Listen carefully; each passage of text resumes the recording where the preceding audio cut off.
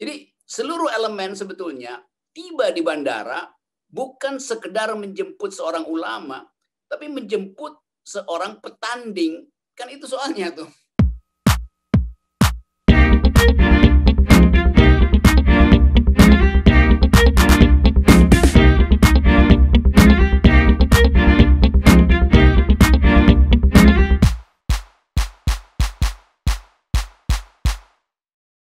Selanjutnya kepada Bang Rocky Gerung. Bang Rocky, dipersilakan.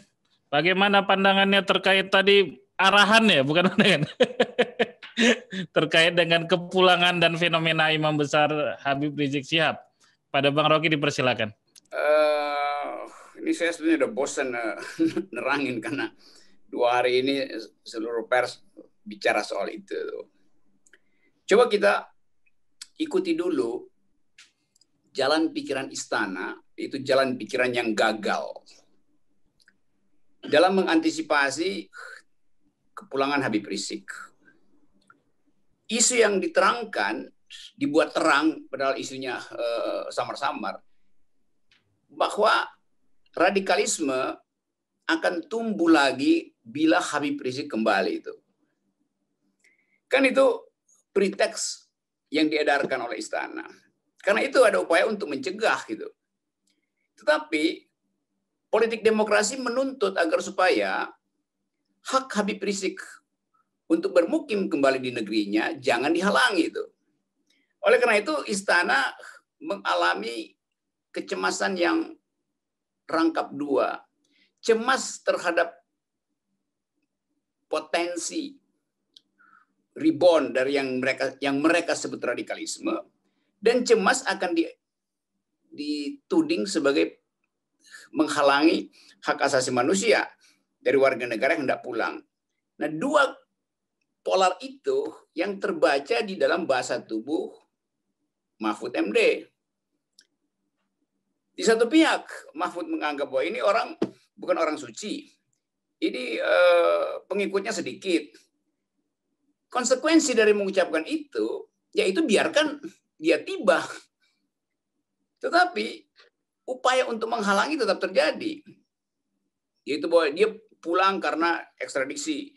Dia macam-macam itu. Jadi terlihat bahwa istana itu tidak punya grammar dalam mengucapkan posisi politik istana. Nah, blunder dari Pak Mahfud itu yang kemudian menghasilkan kekagetan akhirnya tuh. Bahwa ternyata yang menjemput dia itu bukan sekedar menjemput Habib itu bukan sekedar pengikut FPI yang die hard pada Habib yang dia sebut kecil itu, ternyata meluas. Jadi siapa yang menjemput Habib di bandara bukan cuma FPI, tapi mak-mak yang adalah pendukung Sandi Prabowo yang menitipkan kembali harapannya politics of hope pada Habib Rizik itu. Intelektual yang merasa terhalang potensi untuk mengucapkan perubahan, menitipkan kembali harapannya pada Habib Rizik. Profesional yang merasa tergencet oleh diskriminasi kebijakan istana yang pro-oligarki, pergi menjemput Habib Rizik.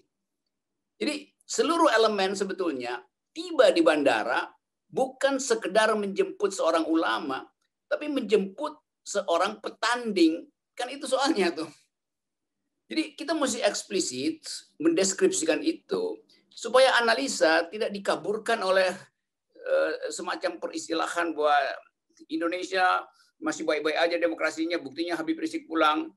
Ya justru kehadiran Habib Rizik itu menunjukkan bahwa seluruh basa-basi istana itu, entah itu analisis intelijen, entah itu promosi tentang keberhasilan demokrasi, dibatalkan oleh Habib Rizik.